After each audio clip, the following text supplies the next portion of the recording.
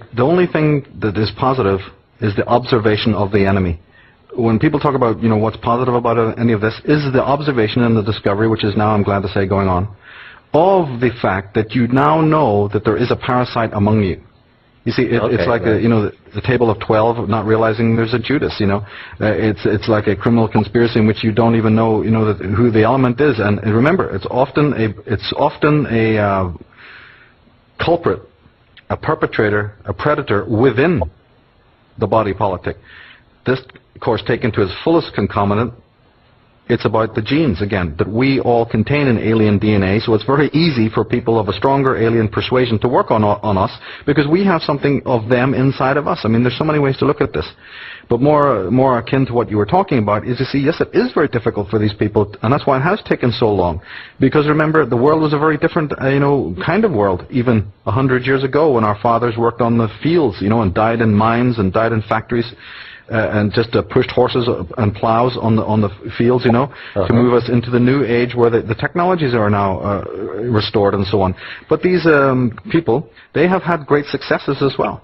But they're ruthless and they're psychotic. So if they ever feel that they're up against something that, does get in the way of their plan, be it the biggest plan or a plan that's just more pragmatic, like they will destroy and mutilate and murder to forward their goals. It's like, obviously, this thing with Iraq falls into that same category.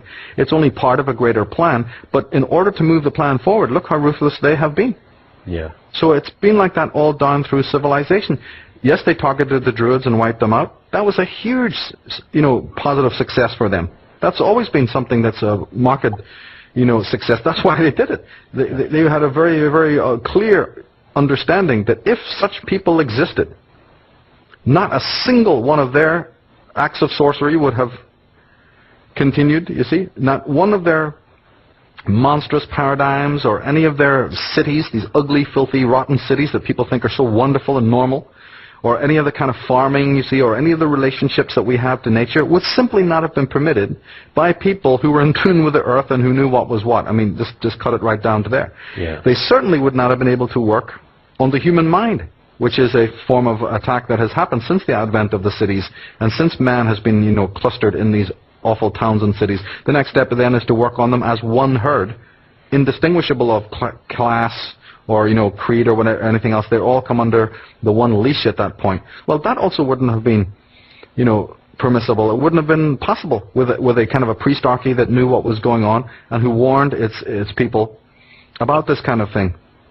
You see, but then, of course, the earth catastrophes, the physical catastrophes that just happened on the earth that traumatized people, happened at the same time as these great conflicts, between the Nephilim, between the Lemurians or the Atlanteans or whatever you want to call it. Yeah, so it was a combination of all things that were happening at the same time has actually helped, because that traumata that fractured the ego is the central thing to understand when you're talking about solutions to the problem.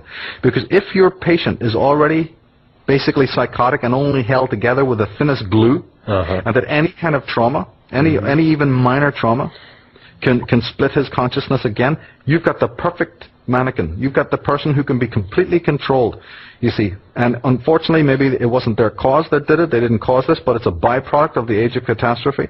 It's a byproduct of the splitting of consciousness.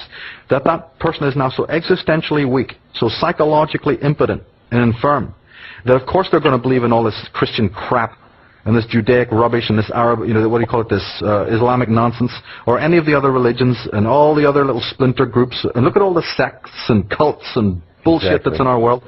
This, from the Jim Jones stuff all the way up to whoever, right the way up to the most, in my ideas, the whole Judeo-Christian thing couldn't be a more sinister, edifice.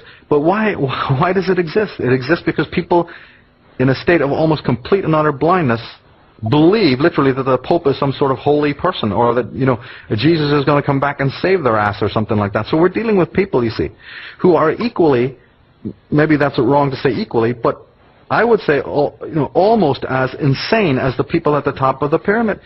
So getting back to your point, when has there ever been a normal, where has there ever been a true, and I mean true, adjusted, spiritualized normalcy, that any of the other stuff can be read as antithetical or adversarial? Is not the entire world psychopathic and basically sadistic and wrapped up in... So the only time that my message uses the we, or addresses people as a collective, is to say, I'll tell you where you're collective. I'll tell you why my message goes out to you all. People are in a dire state of absolute... And it wouldn't even matter whether you had an Illuminati praying over your ass, or, sadistic royal families, or warmonger. The state that you're in is, like Plato said, subhuman. The job of religion, the job of any true spirituality, was to try and get you from the subhuman level up to the human level. And you are people who want to find out what the angels are doing and what God might be doing? Yeah. How dare you, said Plato. Think first, or Socrates said through the symposium, can we agree that the way man acts towards his brother, the way he acts towards the women, the animals of the world, the way he acts to the nature of the world, which we talk about the true conservation, is subhuman in exactly the same way if you watch the end of the movie The Green Mile, or so many other films you see that deal with this, that basically shows you the kind of suffering and horrendousness and sadism that is operating in our world. Man is already, and I believe that is partly through artificial, reasons that he's been suppressed. But let's leave that aside for a moment. The fact of the matter is that I don't care what level of profession the person's at, no matter what qualifications they've got, no matter what type of academic status they have. I don't give a damn what collar they got around their neck and what church they come from. Everyone I see, with only extremely few exceptions, those you can count on the fingers of half a hand, are in a state of pathology or psychically, deranged people. So, and it doesn't take much to see this when you're really cold about it and you really look at what people are about and what they're doing and what they talk about and the kind of nonsense that they're into, okay? This is calling a spade a spade. It is no wonder then that in a pathological, recalcitrant situation like that, that ghouls, specters, ghosts, monstrosities, all manner of vile things start emanating. It's exactly the same thing you'd expect from a boneyard. I've seen vultures hopping in India where they have, the abattoirs and the boneyards are outside. They don't even have them covered up. Anything dead, they just throw in a gigantic, really huge, sometimes stretching over acres of just the most rotting, stinking. In fact, it was one of the most amazing experiences of my life, actually seeing that kind of thing. And what did I see hopping on the top of all that? Well, there's the vultures and there's the carrion crows. And it's never, ever, I've never forgotten about that because I see it in exactly the same way when I look at this, the world in which we're living. So if you have these George Bushes and if you have these popes and if you have these, black popes and if you have all these monsters, and we know their biographies, people like myself, we study them, we talk about them, all over our websites and in our books and stuff like that. But if you see individuals like this, and if you see them even in the average schoolyard, and if you see these people even at your place of work, in the most, all around you, some people that are just, so ridiculous and so sadistic and whatnot, it is not because they are some freak, just person that fell from the sky.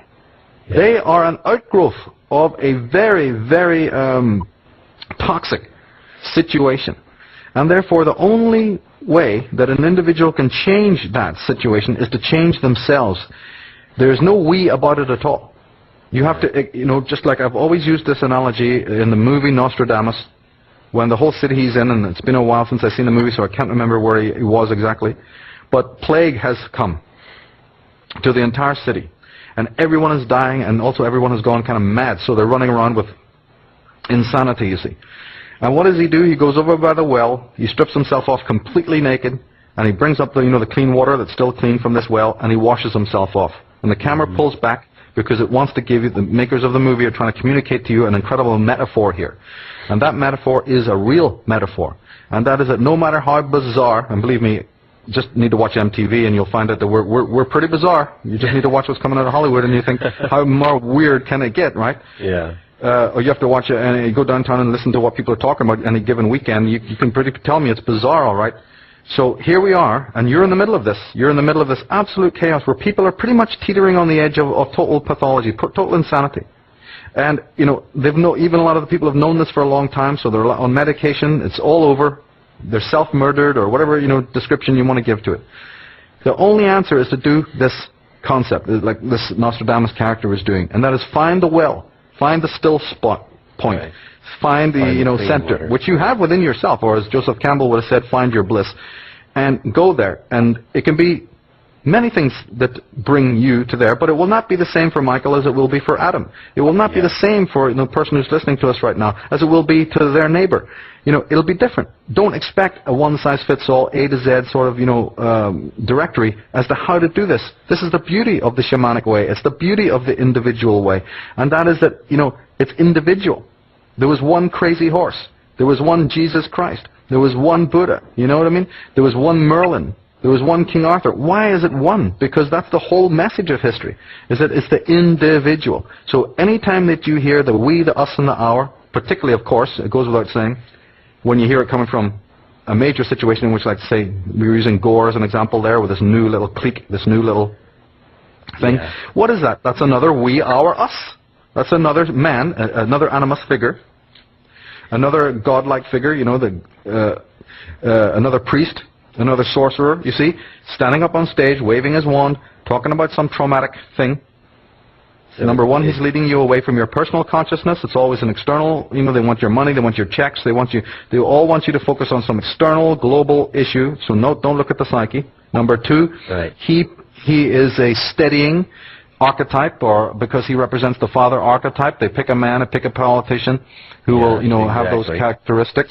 Not that he has the faintest idea, he's just some egomaniac loving the ride, but, the people who are controlling him, they would know all this, they would understand all of the psychology, whether he's aware of it or not is a whole other point. And thirdly, it's absolutely collective, because people get together in collectives for one very simple reason. And this goes to the heart of everything you've been talking about. What is the main key? What is the main problem? What's the main solution? Here it is. People go towards collective things. They're attracted towards collective things because they're deeply insecure inside. Therefore, you lean on your brother. You need to lean on people now because you're terribly dependent. You're the opposite of independent. Independent, as I said, a talismanic word that's used, it has no validity anymore. And therefore, there's a reason why people want to sit there in these mass audiences. You see, there's reason why they want to sign on to all this nonsense, no matter what it is. There's a reason why they play the political game, even when they know, as you yourself have said, that it leads bloody nowhere except to more chaos, you see. It's all rooted in the psychology of people having no longer any ego centrality, no egocentricity. That's all been shattered and broken. There's many reasons as to why that is, and they all need to be studied. And when people are that weak, that solitary, they're going to run into marriages, they're going to run into collective action, they're going to run away from themselves. And as soon as society, any of these, figures, these people who are playing the archetypes, present something to you again, it really can be people as preposterous as George Bush, or as preposterous as John Hagee, in the Christian movement, or as preposterous as Billy Graham and all the tribe of people like that, and they just have to put on a smile, and they just have to talk in a certain way, and believe me, people are going to be gaga. And the reason is they're running headlong from themselves. They have no inner core whatsoever. It's gutted. It's like a cemetery in there. And so the answer is to turn that around. The answer is to try and give people some awakening to this, and hope you can't give it to anyone anyway. It has to come from inside. But at least you can present the signpost that says, look, this kind of action that you're involved in leads to disaster. Let me show you how. I can show you the message of the past, and I can show you the message of what's going on in our world today, and I can present the evidence that shows you that this kind of action, this kind of political action, is nowhere. And I can show you that this kind of psychological action is far greater, both for yourself in the short term and for the world, in the larger term. A teacher can show that. He can try through his life to demonstrate these facts and draw on the proofs and evidences for this. But whether or not the world get it, or whether the world, buy into that, is absolutely their own affair. It is, because believe me, it doesn't matter. If people want to play this game, if they want to have all of this stuff coming down, then by all means they can have, and they can deserve the tragedies that befall. I am no pessimist. I don't care about that. If this is the road that men have to go on towards destruction, then so be it. Somewhere it is written in the natural order that will happen, and there'll be a new order to come out of this, this defunct world. There'll be a new growth, a new order of things in a more natural way. I don't look at it as being a bad thing at all. Whatever is broken, whatever is bad, in the end it needs to be trashed. Yeah. So people have the opportunity and they have the choice to change, and it's up to them. And if they don't want to do it, then fine. Then we'll have a world that just descends into further and further debauchery and chaos. But I'm all right with that, you see. Let it happen, if it's meant to be.